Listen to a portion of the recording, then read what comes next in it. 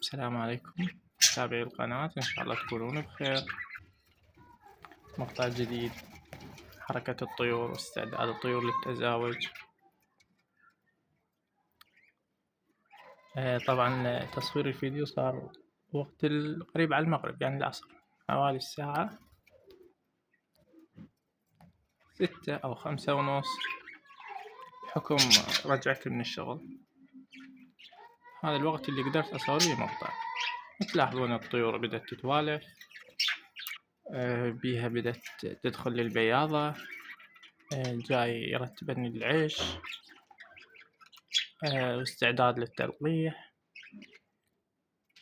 مثل ما تشوفون ما شاء الله، عندي فد 4 أزواج نشيطات اللي هو هذول واضحات بالصورة، وعندي فد زوج شوية تعبان.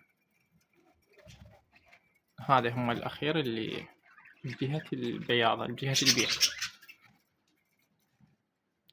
ما أعرف السبب، بس هم من طلعوا هيجي شكلهم تعبان، يعني ضعف من طلع. إن شاء الله موسم خير للجميع، ويا رب يرزقكم من أوسع أبواب. أشوفكم مقطع جديد بعد ما يبيضن الطيور.